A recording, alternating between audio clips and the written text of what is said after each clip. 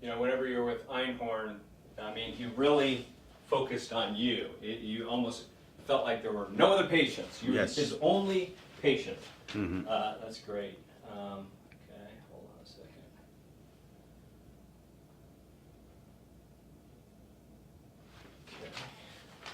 Okay. Now, where were things with his research when you got there? Was he already treating John, or because I know that's a big part of the story, was John was the first survivor, right? Yes.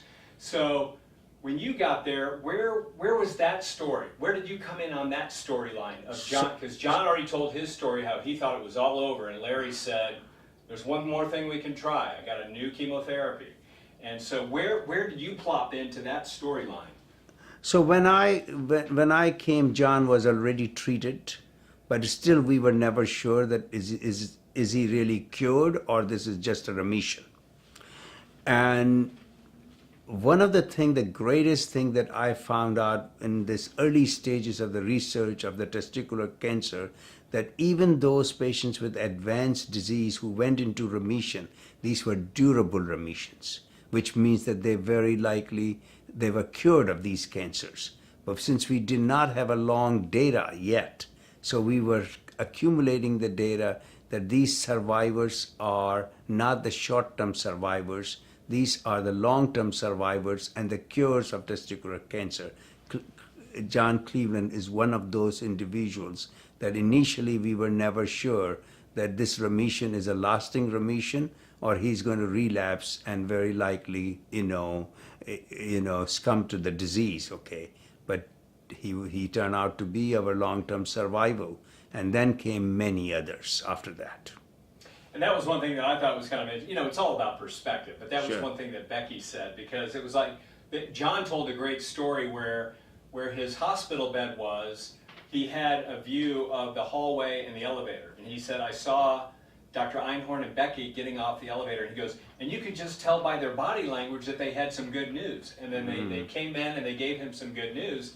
But I was thinking that, I was asking her about that, and I was like, what you just said, it wasn't necessarily a home run.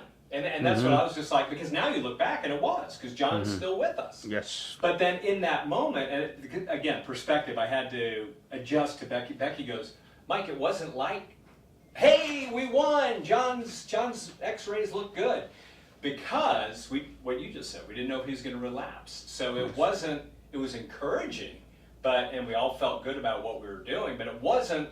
Now when you look, you have a different perspective now looking back than when you were there with him. So that's fascinating. What were some of the things you were working on as a fellow, working side by side with Dr. Einhorn? What were you guys looking at, expanding that, or what were the things you were working with him on? So here, there's a disease which is, we're giving these people chemotherapy, which is quite toxic. And at that time, if you go back in mid-70s, we didn't have as good anti-nausea medication, or we didn't understood these drugs as well and their long-term complications. We were, that was the timing that anti-nausea means that we put these people to sleep so that they don't remember that they were sick. I mean, that was the approach. All these new and very effective anti-nausea medications have only come in this last 20 to 25 years. So at that time, we started working on how do you reduce the side effects of these medicines. I even saw that there were people whom we told them that you have a curable cancer, and they still, some of them refused to take any treatment because they were so sick from it that they said that they can't go through this. And we have no other way to overcome their sickness. So this is something that we worked on these years of mine over there, that how do you reduce the sickness? How do you also to see that you can make these treatments now, since we are curing people, to make it less toxic, which is by reducing the dosages, reducing the duration of the treatment, because we are curing the people and recognizing that there are some people who are very advanced they need more treatment than those people who are not as advanced, they need less treatments, okay? So it was more modifying your treatments and the side effects. That's what we were working on. Then we also started working on that some people, in spite of going into remission, they were relapsing because they had such an advanced disease. And in those patients, how about come up with a salvage treatments or different kind of drugs, different combination of drugs that we can try second go round and save them also. So that was going on at that time.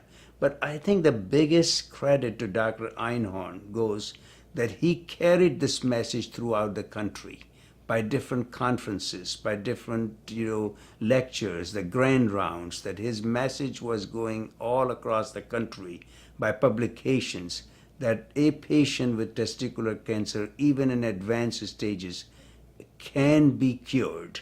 And that message is not just limited to Indiana University.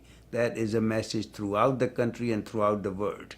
So very quickly, I think the whole country came to know about it, as well as many countries came to know about it. My time at Indiana University, we saw patients from all over the world, not only from the country, but all over the world. Majority of these patients really came from different parts of the country. I just love this. I mean, I love when I've interviewed other people and then I hear like you say something that ties into something else. Because John said that.